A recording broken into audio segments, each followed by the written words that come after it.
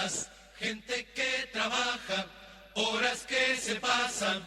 Buenos días, amables oyentes de Radio Fénix. Estamos en Habitar el Pensamiento, programa oficial de Fugman que martes a martes, de 10 a 11 de la mañana, compartimos con ustedes temas de vivienda, hábitat y en general también de otros elementos que hacen a la coyuntura nacional y mundial. Debemos decir que tuvimos una movilización muy importante en la Plaza 1 de Mayo en función del tema rendición de cuentas que viene cada vez más preocupante.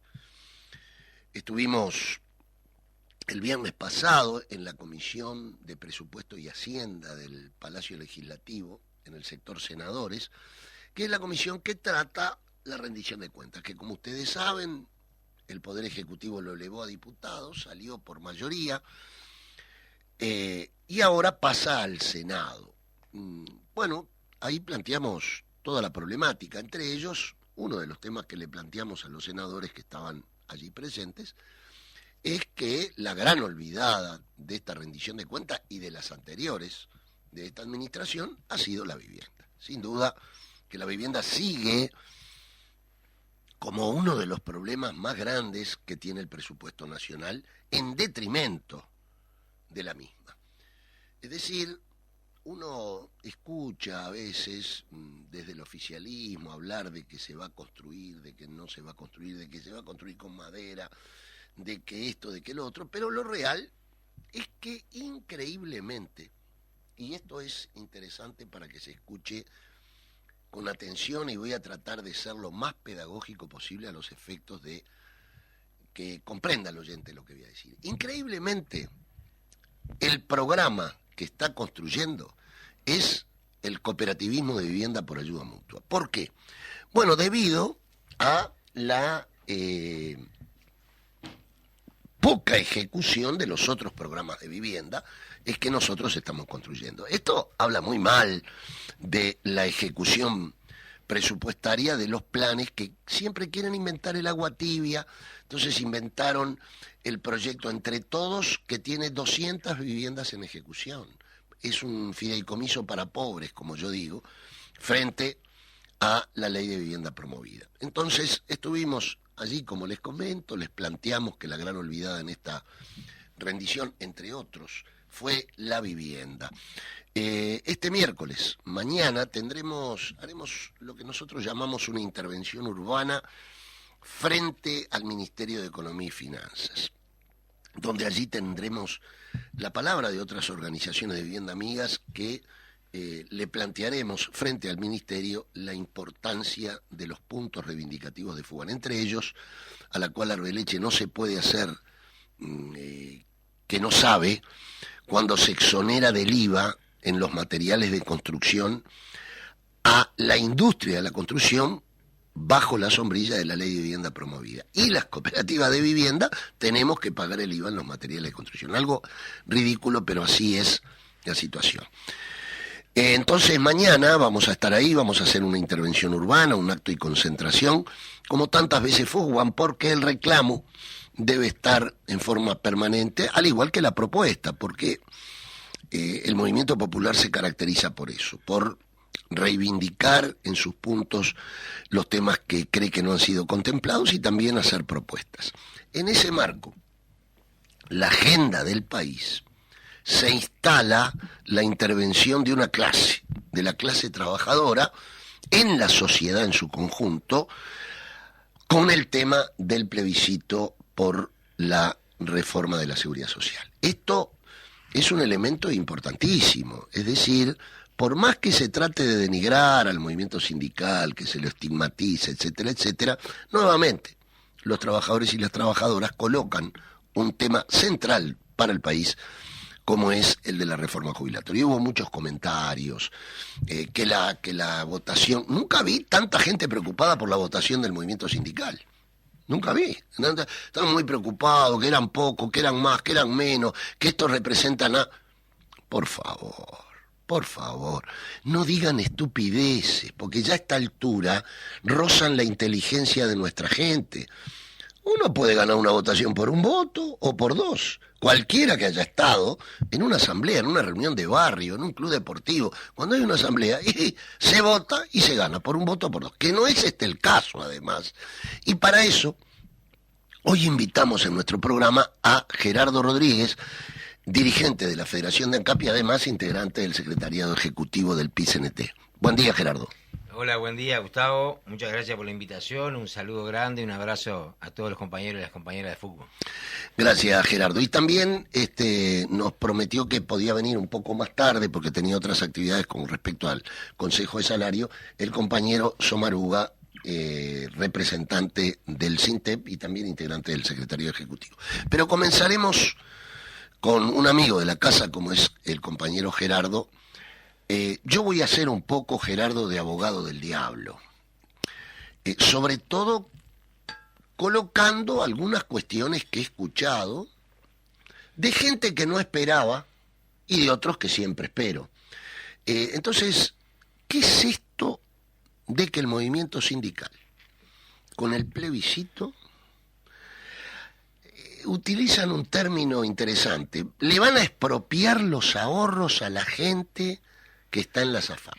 Digo un término interesante porque lo que quieren colocar es que le vamos a robar los ahorros, a sacárselos. ¿Qué nos podés decir al respecto frente a eso?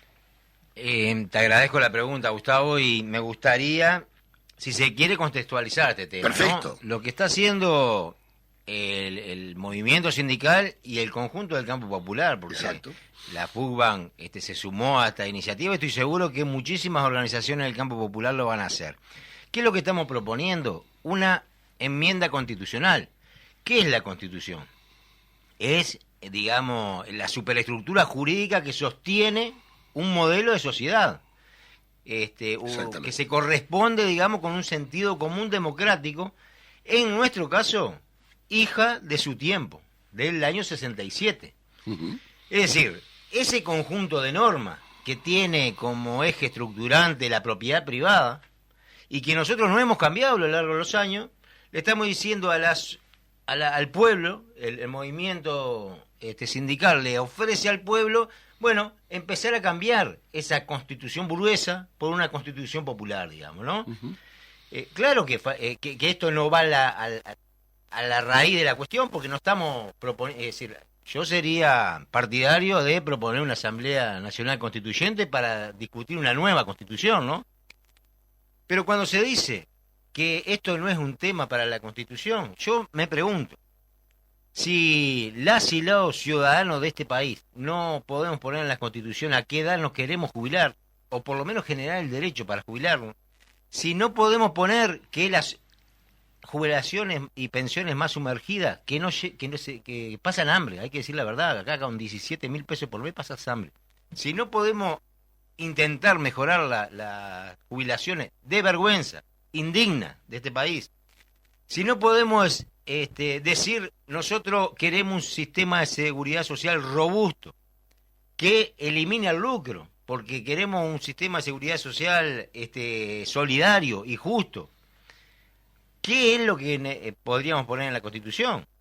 Bueno, seguramente para los sectores burgueses, seguramente para las clases dominantes, vamos a poder poner en la Constitución lo que de alguna manera refrenda la propiedad privada, que es lo que nosotros nos instalaron hace muchos años. Sí, muchísimos años, desde el comienzo mismo, claro, de la primera Constitución.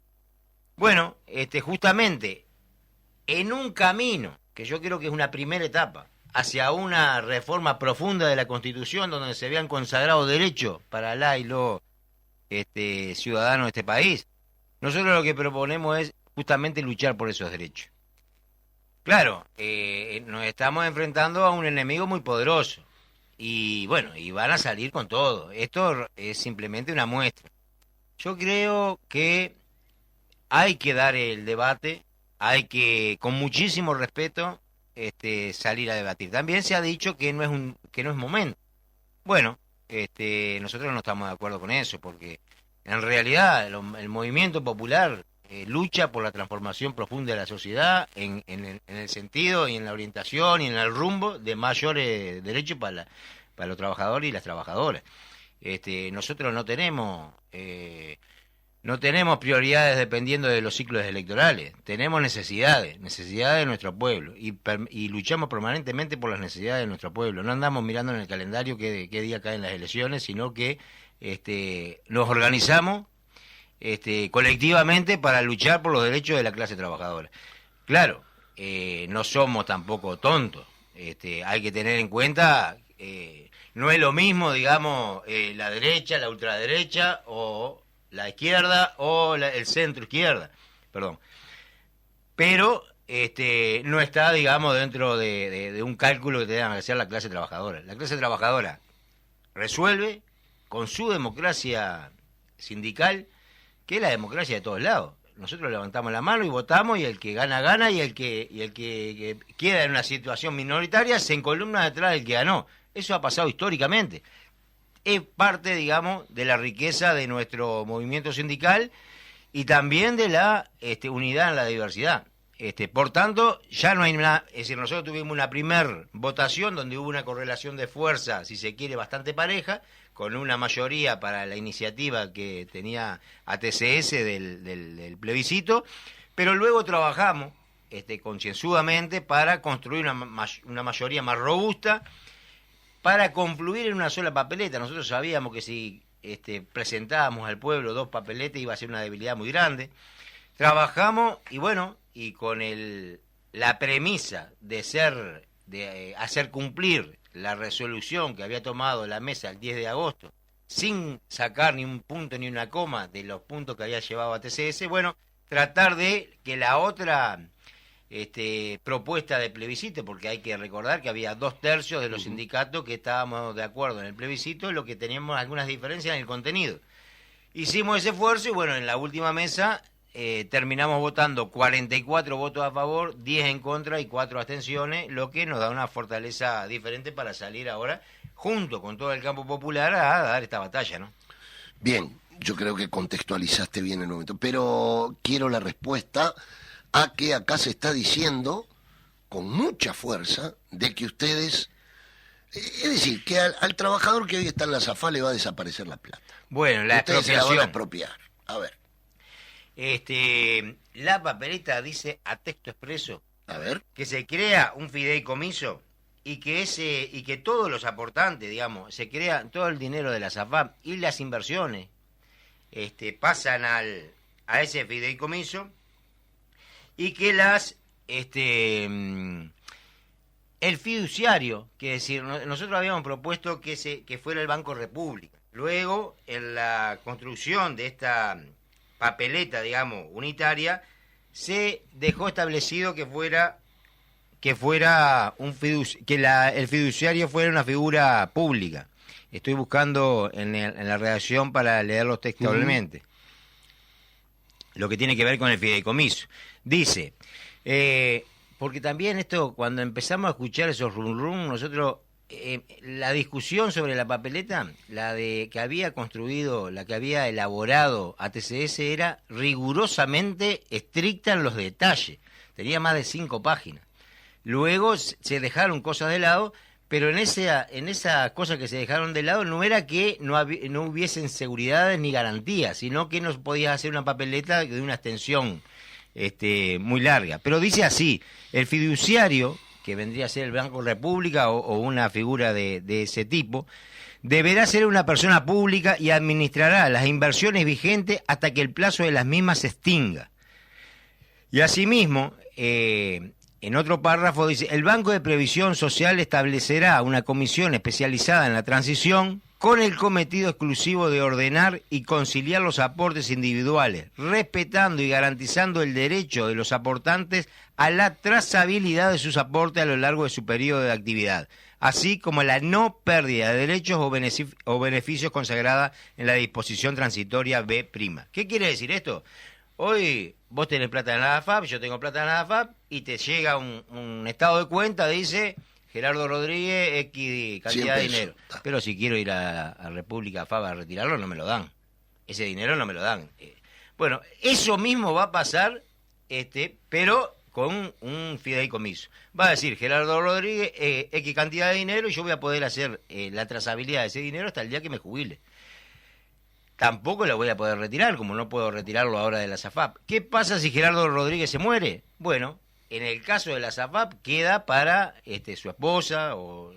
Bueno, en este caso lo que va a pasar es que mi esposa, si me muero, pasa para ese fideicomiso, mi esposa lo que va a cobrar es una pensión como toda la vida. Es decir, no, esos ataques que hay son infundados y es más un terrorismo verbal que otra cosa, ¿no? Entonces quiere decir que tranquilidad para todo ciudadano. Ya habíamos escuchado al doctor Sereta sobre esto, que hoy no puede tocar eso, pero yo le sumaría un argumento. Si hubo una expropiación, fue a los trabajadores y a las trabajadoras cuando se les obligó a pasarse a la SAFAP. Esto es muy importante, es decir, hay que pasarse o pasarse a lo privado. Eso es importante también, pero creo que con la redacción que tú le diste lectura, a los oyentes le queda claro esto. Perdón, también... Gustavo. Y en la última reforma lo que hace, esa expropiación todavía lo hace, nos hacen una expropiación de trabajar 5 años más. Exacto. Y además lo hacen obligatorias para todos los que es trabajadores. Antes era dependiendo del sueldo que ganara, ahora para todos. Bueno, ahora también escuché, o sea, las barbaridades han sido variadas. Escuché que los trabajadores con este plebiscito lo que dejarían es consolidada la caja militar y no se podría tocar. No sé si has escuchado ese planteo. Sí, bueno, es un disparate, ¿no? Lo que nosotros decimos es que la propuesta que le estamos haciendo al pueblo uruguayo es que nadie pierda ningún derecho hasta el momento. Eso no quiere decir que para adelante se puedan hacer las modificaciones que crean, pero no le achaquen a los trabajadores la responsabilidad que es de los políticos que no cambiaron, teniendo mayorías parlamentarias, la caja militar. No la cambiaron durante 15 años cuando tenían mayorías parlamentarias, y ahora quieren decirle que los trabajadores vamos a dejar los privilegios de la caja militar. Me parece que al menos es desleal ese comentario, ¿no? Muy bien. El otro tema que está en cuestión, el otro día escuchaba una periodista muy nerviosa, planteando que es una barbaridad lo de la edad. Es decir, que hoy la ciencia y la tecnología ha llevado a que, ahí dijo, que la edad a la cual podemos llegar las uruguayas y los uruguayos gracias a este avance es entre 81 y 85 años. Yo no sé, pero yo ya tengo 67 y a veces me asusto un poco porque me entero que murió uno con 65, el otro con 70, el otro con mi edad. Esta mujer parece que dice que vamos a llegar todos, Federico, quédate tranquilo, le digo al operador, hasta los 80 y tantos. Pero, Gerardo, ¿cómo es esto? ¿Por qué se plantea el movimiento sindical lo de los 60 años? Y lo otro que te quiero preguntar, ligado a esto, es qué pasa con si yo quiero seguir trabajando hasta los 75 años, hasta los 80. Bueno, acá volvemos al tema de que es la Constitución, ¿no? Ese sentido común, democrático, ese consenso social que nosotros, de alguna manera, colectivamente internalizamos. Decimos, bueno, esto lo asumimos como verdad absoluta, ¿no? Ese sentido común que decir, bueno, no, el sentido común dice que... Yo les invito a pensar, a los que nos están escuchando, si hay una revolución tecnológica. Yo decía el otro día en un programa de televisión, mi madre hace 50 años lavaba la ropa en una pileta y ahora tiene un lavarropa. Claro. La ciencia, la tecnología, ¿tiene que hacernos laburar más o laburar menos? Porque ese es el sentido de la vida. ¿Para qué vivimos? ¿Vivimos para trabajar? ¿Vivimos para que el modelo productivo nos extraiga, digamos, toda nuestra salud, toda nuestra vida y la dejemos al servicio de la ganancia y la riqueza de unos pocos? ¿O vivimos para disfrutar la vida? Uh-huh. ¿Para qué vivimos? Eso es lo importante. Entonces decir, vivimos más, entonces como vivimos más tenemos que trabajar más. Con esa lógica vamos a trabajar hasta que nos muéramos. Uh-huh. Es decir, no tenemos derecho a disfrutar de nuestros nietos, de nuestras esposas, de hacer cosas que de repente cuando estás activamente no podías hacer. Claro que tenemos derecho. Eso es lo que hay que defender y cambiar ese sentido común. No es de sentido común trabajar hasta que te mueras. De sentido común es que acá en la vida no vinimos a trabajar, vinimos a disfrutar de la vida y trabajamos para vivir, pero no vivimos para trabajar. Eso, lo que nosotros decimos es, generamos el derecho de jubilarnos a los 60 años, pero no obligamos a nadie. El propio presidente de la República decía en la campaña electoral que él no estaba de acuerdo en cambiarle las reglas a los trabajadores cuando habían empezado a trabajar hace 10, 15, 20 años, le dijeron el contrato, digamos, que firmaba, no escrito, pero que todos sabemos, a los 60 años me puedo jubilar. Él no estaba de acuerdo en cambiar esas reglas. Lo que sí estaba de acuerdo es estimular para que se trabaje más. Por ejemplo, si vos a los 60 años te retirás con el 50% de tu sueldo, digamos, subirse a los 60, 70, que vos te quedes hasta los 61 y te aumenten, digamos, ese porcentaje, y que vos te convenga quedarte un añito más para cobrar una jubilación mejor. Que hagan eso, que estimulen el retiro de alguna manera, y el que se quiera quedar, que se quede laburando. Pero el que perdió el trabajo a los 58 años, 59 años, y no tiene oportunidades porque no consigue acá no consigue trabajo con 40 años, con 30, menos lo conseguí con 58, 59. Que tenga la posibilidad de que cuando llegaste a los 60 te jubile. Eso no quiere decir que lo haga o no, pero es un derecho tuyo. Muy bien. Hay un tema que se está colocando también, o dando la idea que el ahorro individual y las AFAP son lo que hoy el mundo está planteando como avance, como algo importante, como algo que tiene que ver, hasta dicen, con el desarrollo de un país. ¿Cuántos países efectivamente tienen este sistema de las AFAP? Porque yo me he enterado que hay algunos que inclusive lo tenían y lo dejaron. Sí, eso que vos decís es importante, porque a veces nos basamos, digamos, en evidencia empírica para decir tenemos que llevar esto adelante porque el resto del mundo va hacia una nueva realidad, etcétera, etcétera. Bueno, de los 200 y pico países que componemos el mundo, solo 30, desde el año 81 hasta la fecha, implementaron sistemas de AFAP. Perdón, esto es importante. Entre todos los países del mundo, 30 solamente implementaron las AFAP. Correcto. Y en 18 de esos 30 países revirtieron total o parcialmente este sistema. ¿Qué quiere decir? Que en 30 y pico de países solo quedan 12 en el mundo que mantienen las AFAP.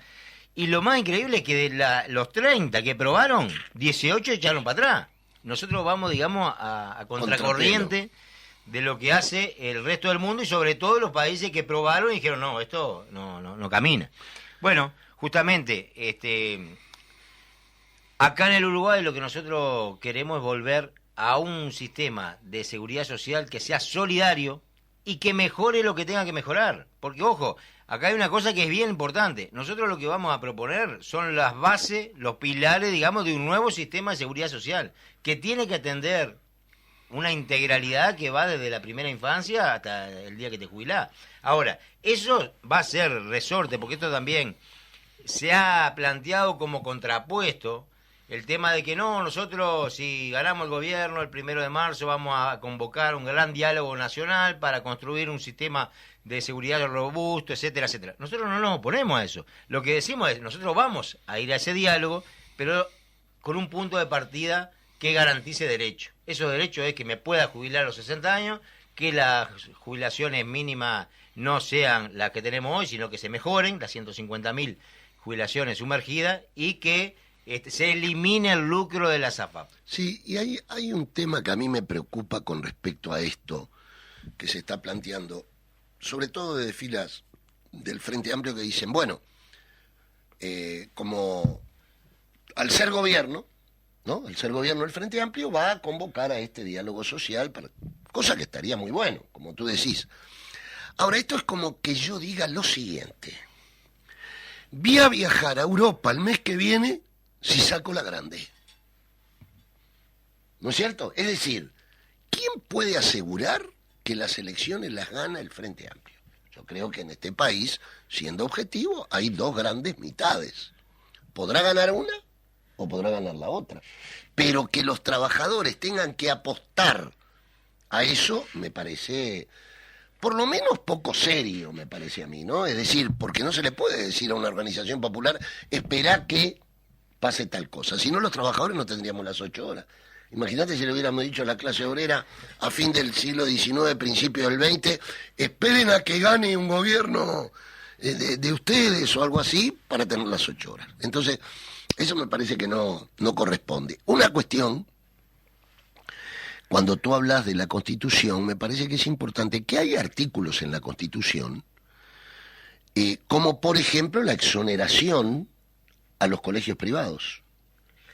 Claro, yo ponía ese... O sea, ¿cómo puede ser que se quejen porque queremos poner que te puedas jubilar a los 60 años y sin embargo las exoneraciones a los colegios privados están en la Constitución? Exactamente, que, ojo, no es un tema menor, son con unos 200 millones de dólares. ¿Sabes cuántas escuelas de tiempo completo puede hacer en los asentamientos o en lugares que lo Por necesiten supuesto. con ese dinero que prescindimos todos los años de recaudar?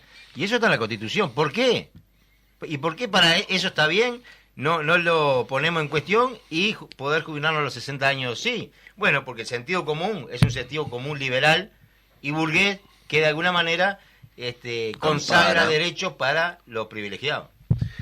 Nos vamos a una pequeña tanda y continuamos conversando con Gerardo Rodríguez, dirigente de FANCAP e integrante del secretario ejecutivo del PICNT. Esa mala la perdida, la siempre viva, la solidaridad. Continuamos en Habitar el Pensamiento, programa oficial de FUCBAN. Quien le habla, Gustavo González, actual secretario general de la Federación. Y hoy abordamos un tema de agenda que obviamente está concitando la atención de los medios de prensa, de los actores políticos, de los actores sociales. En definitiva, se ha colocado en la agenda pública el problema del plebiscito, la recolección de firmas contra por que el pueblo se expida sobre 3 puntos claves que para mí son de alguna manera la columna vertebral que sostiene a esta reforma que fue aprobada por mayoría en el Parlamento Nacional. Escuché también, Gerardo, y aquí seguimos con Gerardo Rodríguez de FANCAP y del secretariado del PICNT, escuché también que las AFAP no se pueden tocar porque habría problemas y meten el tema de la deuda pública, en fin, una serie de temas. Como que no se puede tocar. ¿Cómo es esto? Bueno, nosotros concebimos la seguridad social como un derecho humano fundamental, y no como una variable macroeconómica, ¿no? Nosotros tenemos que pensar en garantizar derechos para la población, como te decía, desde que nace hasta que se muere, hasta que nos morimos. Tenemos que centrar, porque si no estamos distorsionando el discurso. Después los equilibrios macroeconómicos, la política que tenga el gobierno, el Estado, su presupuesto, bueno, tiene que diseñarse, digamos, bajo otra lógica y otros parámetros, digamos, y no lucrando o utilizando el dinero de los trabajadores, que es para la seguridad social, para variables de ese tipo. Creo que en esto hay que ser claro, ¿no? Está claro que acá hay una diferencia, y la diferencia pasa porque la seguridad social es un derecho humano fundamental y tiene que ser gestionado bajo la lógica de la solidaridad intergeneracional y la integralidad del sistema, y no como variable macroeconómica. Bueno, yo creo que en esta batalla ideológica que se está y política que entra el movimiento popular frente a esta reforma, en esas distintas concepciones está la que tú decís, ¿no? O sea, cómo concebimos a el derecho a vivir, digamos, en definitiva, desde el nacimiento hasta el último día de nuestra vida, y qué implica la seguridad social como derecho humano, no como una mercancía más. Ahora, escuché también que se plantea, bueno, pero hubo una cantidad de expertos que vieron esto, y alguna gente dice, alguna gente no, el ministro de Trabajo ayer dijo que va a colapsar el sistema de seguridad social del país si se aprueba los 3 puntos. Es para tanta la preocupación que tiene Mieres con esto, de que va a colapsar, dice. Bueno, indudablemente yo te decía, estamos tocando intereses muy grandes y es obvio que la campaña va a ser durísima. De todas maneras, hay expresiones, hay salidas que no me extrañan, hay otras que sí, me extrañan y me preocupan. Esta no, la del ministro de Trabajo es obvio que va a tratar de defender a su gobierno y una concepción política que es la de defender los privilegios. Acá lo que se está defendiendo, digamos, con esa cuestión es, claro, el que tiene una jubilación que gana 60, 70, 80 mil pesos, se preocupa y dice, va a colapsar el sistema porque a los que ganan 17 mil pesos le queremos dar, digamos, un resarcimiento, una mejora de esa jubilación o pensión de 4 mil pesos y por eso va a colapsar. Sin embargo, no dice nada de que, por ejemplo, los trabajadores ponemos 15% para la jubilación y los patrones ponen 7,5%. Eso también. Uno de los pocos países del mundo. Uno de los pocos países del mundo. La OIT recomienda que el aporte sea igualitario. Sin embargo, acá ponemos los trabajadores 15%, el aporte patronal es de 7,5% y en algunos casos 2% en las actividades rurales es 2%, incluso en algunas actividades 0%. Bueno, nosotros no decimos que no hay que hacer un sistema de seguridad social sobre otra lógica, tocando otros intereses. Este es uno. El tema del financiamiento, que no se tocó en la reforma que se acaba de votar, es un tema muy neurálgico, diría, ¿no? De hacer, digamos, una sustentabilidad en base a un financiamiento justo, que no pasa por decir, bueno, va a colapsar, sí, va a colapsar porque no querés tocarle los intereses a los mayaoros. Y fíjense qué paradoja, decimos que el sistema va a colapsar y ponemos el futuro de nuestra generación y las venideras en manos de un operador, digamos, como Salday, que fracasó en la última, este es el padre de la criatura, digamos, de las AFAP en el año 96. También vino con el discurso de que el sistema colapsaba y que había que instalar la AFAP, etcétera, etcétera. ¿Qué pasó 27 años después? Seguimos viendo que no se encontró una solución de fondo, pero seguimos razonando sobre la lógica de que el trabajador tiene que poner el doble que el patrón. Eso es concepción de clase. No es un tema de experto, digamos, en el liberalismo, experto justamente en fortalecer y profundizar un sistema de opresión y de explotación de los trabajadores y las trabajadoras. Bien, ahí ustedes colocan, y todos colocamos, un tema que es importante que tiene que ver con el salario mínimo. Y frente a eso también, como abogado del diablo, he escuchado que se dice, eso puede llegar hasta perjudicar los futuros aumentos del salario mínimo. Entonces yo quiero saber 2 cosas. Primero, de votar afirmativamente estos 3 puntos, ¿a cuánto se iría si fuera hoy esa jubilación miserable de 17 mil pesos? ¿No? ¿Cuál sería el aumento, la ventaja?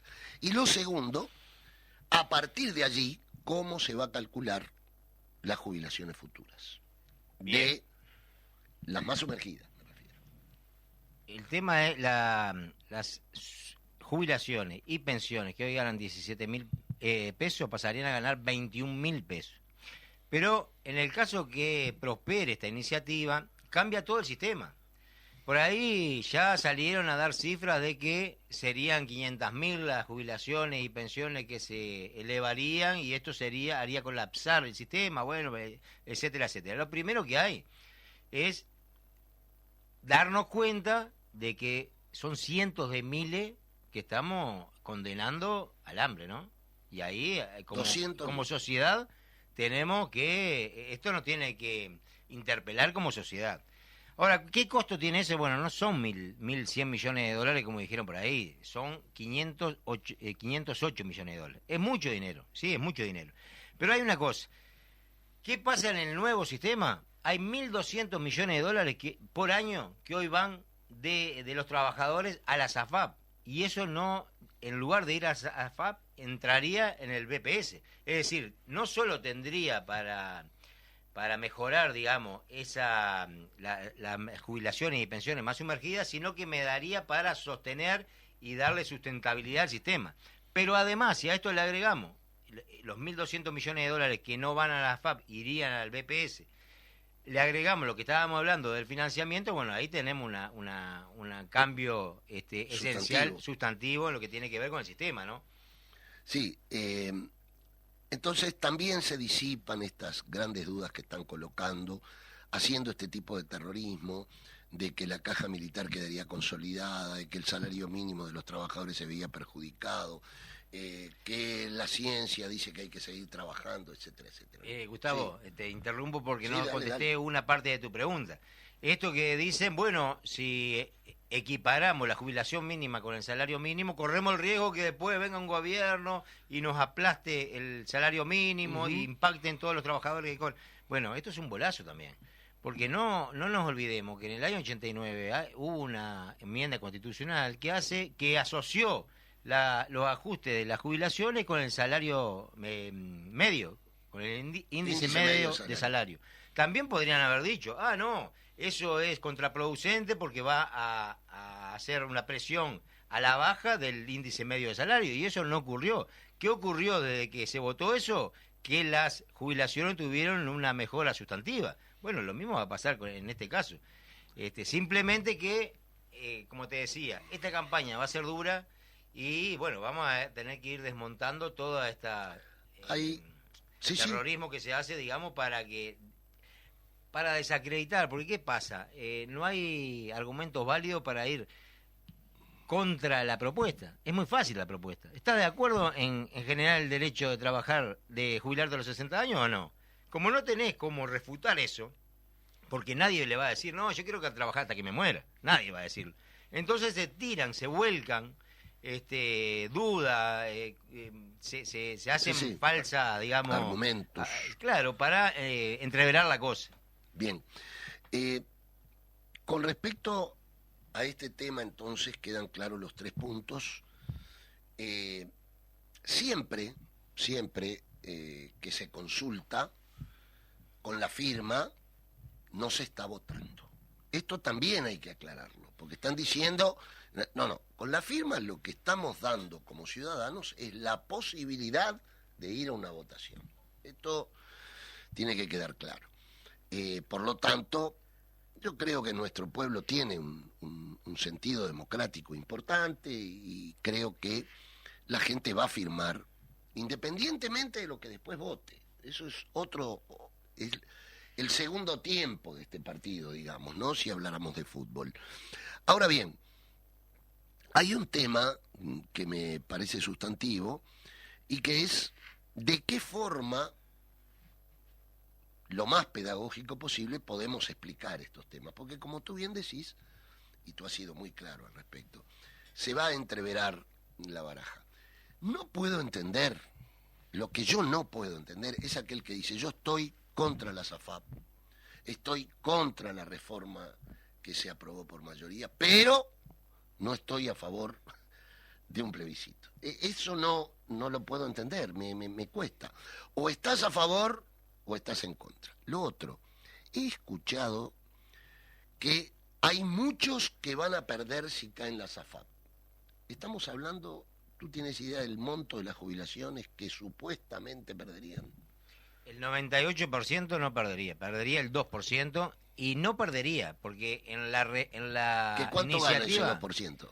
Bueno, por ejemplo, los que ganan más de 235.000 pesos hoy no aportan, ni a las AFAP ni al BPS. Levanten la mano todos los oyentes que ganan 235.000 Esa gente va a empezar a aportar por todo. Si ganás 500.000 pesos, va a aportar por los 500 y no por 235. Si eso se puede considerar pérdida en un sistema solidario, bueno, yo prefiero defender esa cuestión y decirle, pero me estás señalando porque propongo aumentar la jubilación del que gana 17.000 pesos y vos me estás defendiendo que los que ganan más de 235 no aporten. Esa discusión la tenemos que dar, como tú decías. Lo primero es juntar la firma, para después entrar en esta discusión. Y después hay una cosa que tiene que ver, digamos, con la logística de la campaña. Seguramente se formará un comando de campaña, se hará una estrategia para llegar a todo el interior, a todos los rincones del país, y también por universalizar, digamos, conceptos básicos de lo que estamos discutiendo, para que más o menos la gente se posicione, más allá de que luego esto es un proceso acumulativo, digamos, ¿no? A partir que se va dando la discusión, la gente se va de alguna manera aclarando la duda y se le van generando otras, pero hay un proceso, si se quiere, dialéctico, que va construyendo en el sentido de lo que nosotros queremos. Por eso no estamos de acuerdo de que este tema puede entorpecer alguna campaña, lo que sea. Al contrario, la gente, el pueblo, informado, instruido, es más libre. ¿A qué apostamos? ¿A que la gente no conozca los temas para que vote, digamos, con poca grado de conciencia? ¿O preferimos profundizar el nivel de conciencia de la gente para que vote convencida? Bien, el otro día te escuché, este plebiscito no es contra el gobierno. ¿En qué fundamentas esto? Bueno, acá está claro, ¿no? Nosotros vamos contra la raíz, nosotros estamos convencidos que el sistema AFAP es absolutamente nocivo para un sistema de seguridad social solidario. Es contraproducente. Y al estar planteando la eliminación de las AFAP con sus dos pilares fundamentales, que es el lucro y el ahorro individual, y estas cuestiones que yo te digo, privilegiar o fortalecer los privilegios de los que más tienen, de los que más ganan, hace 27 años que está instalado en este país. Y tuvimos en esos 27 años gobiernos de derecha, gobiernos liberales, gobiernos, digamos, que fueron contra los intereses de los trabajadores, pero también 15 años de gobierno progresista, con mayorías parlamentarias, y no se cambió para nada. Bueno, acá lo que tenemos que construir es una conciencia en el pueblo para decir, nosotros queremos una seguridad social que defienda los intereses de la clase trabajadora, que defienda lo que menos tienen, y bueno, y ahí también empujar procesos que sean emancipatorios del ser humano.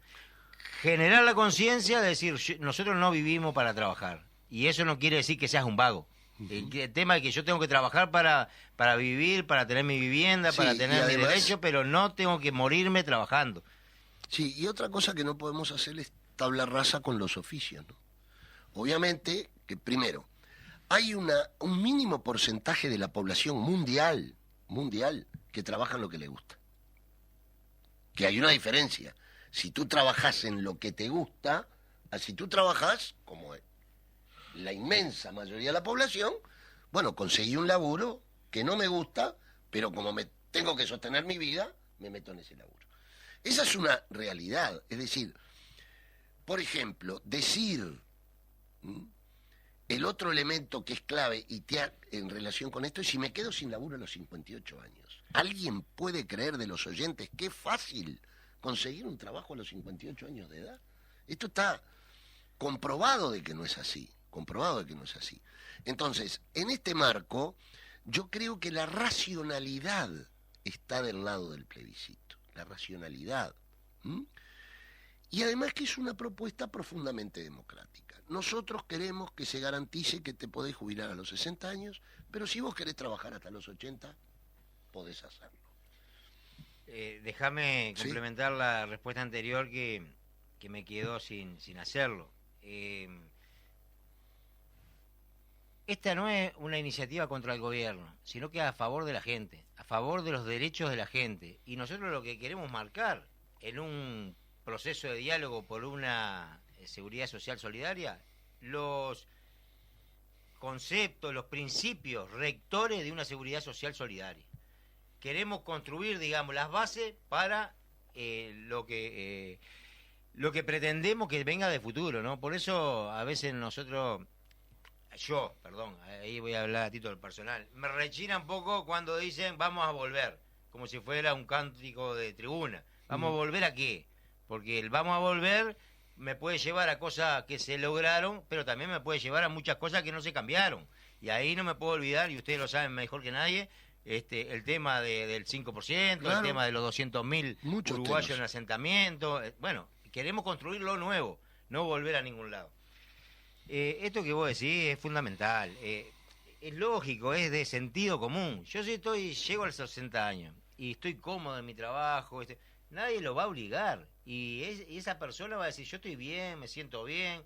Es más, el trabajo me genera, digamos, la posibilidad de distracción, yo qué sé, mil Claro. argumentos. Sí, ¿Y quise qué ser queda? artista y no pude. Y estoy, No yo qué quiero sé, seguir las trabajando. condiciones de trabajo son buenas, Claro. en invierno estoy con aire acondicionado, en verano no paso calor, no paso Claro. frío, no paso bien de inclemencias salud. climáticas, estoy bien de salud, ese otro. Bueno, perfecto, siga trabajando hasta que usted quiera. El tema, como vos decís, el que está más jodido, el que se quedó sin laburo a los 58, 59 años, está arañando para llegar a los 60, que cuando llegue a los 60 se pueda jubilar. Un cortador de caña, ¿vos te creés que va a querer quedarse 5 años más? Llegan molidos a los 50 años. ¿Sabés cómo llegan a los 60? Arañando. Hacerlo trabajar 5 años más. Podés estar, y esto no quiero ser tremendista porque no es la idea, pero podés estar dejando la vida, lo que te queda de vida, en ese trabajo. Entonces nosotros acá es sencillo. El que se quiera jubilar, que se pueda jubilar a los 60. Si vos querés generar condiciones de sostenibilidad del sistema, estimulando que se queden, poner estímulos económicos de cualquier tipo, y la persona en el análisis objetivo de sus condiciones de trabajo va a analizar si se quiere jubilar o no. Una cuestión que también me llamó la atención, y te voy a hacer la pregunta, es que hace muchísimos años estoy escuchando que las organizaciones sociales, el PICNT, etcétera, sobre todo con el PICNT dicen, son el FAPIT, tratando de colocar que el PIT hace lo que le manda el FA. Ahora resulta que el FA tiene varios sectores que están en contra de esto. Entonces, ¿dónde está el tal FAPIT? ¿No? Y tú, que sos un defensor de la independencia política de las organizaciones de masa, quisiera que expliques esto, es decir, la importancia que a mi juicio tuvo esta votación del movimiento sindical. Sí, primero, si me permitís, Gustavo, me gustaría hacer énfasis en algo que nosotros, yo sé que los uruguayos tenemos muchos valores y que eso para nosotros de alguna manera tiene que ver con nuestra idiosincrasia, nuestra forma de ser. Y uno de ellos es la calidad democrática de nuestro pueblo. Y cuando hablamos de calidad democrática no solo se trata de las instituciones, que sí la tienen, la fortaleza institucional, el tema de votar cada 5 años, elegir, de respetar esos procesos, sino también la calidad del debate público. Y nosotros en eso tenemos que cuidarlo, recuperar el respeto, digamos, desde el punto de vista del intercambio de ideas sin descalificar o desacreditar al otro, porque últimamente se transita por el camino fácil de, bueno, en lugar de refutar tus ideas o tus argumentos, te agravio. Y el FAPIT es un agravio a la historia de la clase trabajadora uruguaya. Un agravio también, me imagino, que para el Frente Amplio, también es un agravio. Es lo mismo que yo dijera que las cámaras empresariales son un apéndice del Partido Nacional o viceversa. Es un agravio, tenemos que cuidar esas cosas. Pero si hay infinidad de ejemplos que demuestran esto que estoy diciendo. En el último referéndum, el movimiento sindical tomó una decisión y luego el Frente Amplio se sumó, digamos, a la iniciativa del referéndum por los 135 artículos. Ahí decían que era el furgón de cola del movimiento sindical. Ahora, el movimiento sindical, con toda su independencia política y de acción, define un camino para la seguridad social. Y han salido dirigentes del Frente Amplio a decir que están en contra de la... Sí, claro. Está perfecto que el Frente Amplio tenga que decidir en su orgánica qué es lo que hace, igual que... Nosotros, te digo, esto es una posición personal también, porque sería un atrevido referirme a qué es lo que va a pasar en la campaña, pero mi posición personal es que esta iniciativa de plebiscito, no, si hay un dirigente colorado, blanco, de Salto, de Rivera, de Cerro Largo, de Montevideo, de donde sea, que quiera sumarse, vamos arriba. Lo mismo que hicimos con con la rosada. Con la papeleta rosada.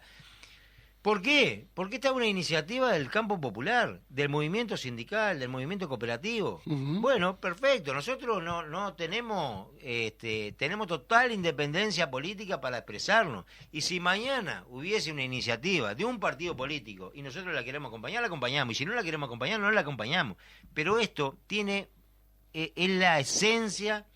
Está enraizado en la mejor historia de nuestro pueblo y eso tenemos que respetarlo. Cuando hablamos de calidad democrática, y no importa el color de mi divisa, tenemos que respetar esto porque después aparecen los monstruos y decimos, ¿qué es lo que nos pasó? Bueno, lo que nos pasó es que empezamos a deteriorar ese camino democrático en lugar de discutir ideas con el adversario, descalificándolo o asignándole intenciones e intereses que no tiene. Sí, inclusive sobre esto último que decís, en lo personal estoy muy preocupado con la descalificación de lo político, de lo democrático, ¿no? Porque eso trae los Milei, eso indefectiblemente arrima agua al molino del fascismo, ¿no? Porque es la descalificación de la política. Claro, hay casos que están preocupando a la gente, que son los casos de corrupción en la política y todo eso, que hay que detectarlos, castigarlos, pero de allí a decir son todos iguales, la descalificación general a la política, creo que es un error grande porque eso trae, como bien decía Gramsci, a los monstruos, ¿no? Y los monstruos aparecen cada tanto y lamentablemente hoy en América Latina tenemos más de uno que aparecieron en los últimos tiempos. Totalmente.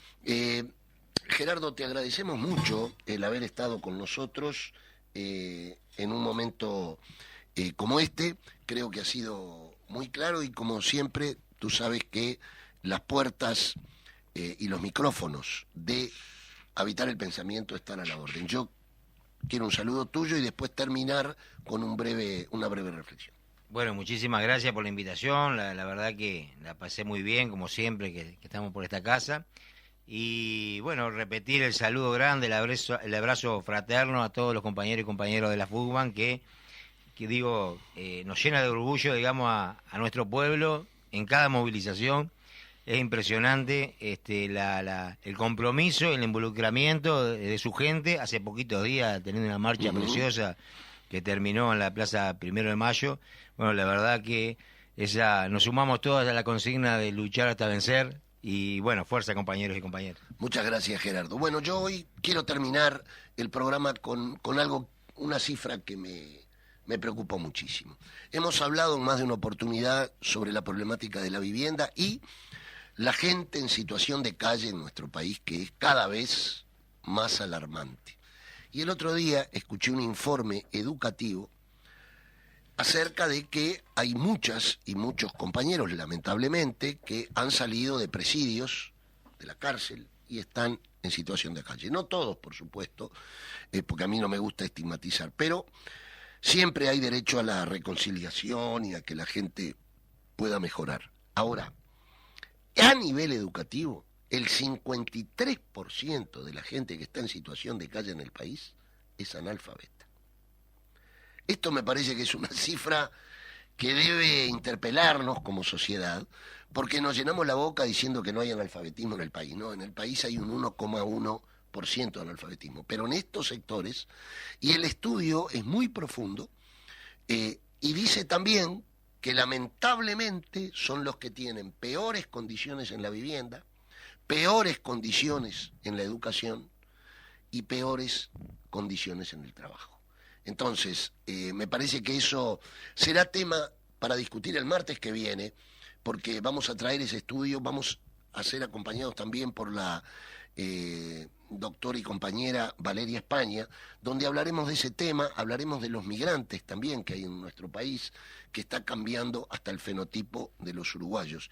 Y lamentablemente hay uruguayos que tienen una concepción que rayan cada vez más en lo reaccionario, que miramos al hermano latinoamericano distinto a que nos miramos nosotros.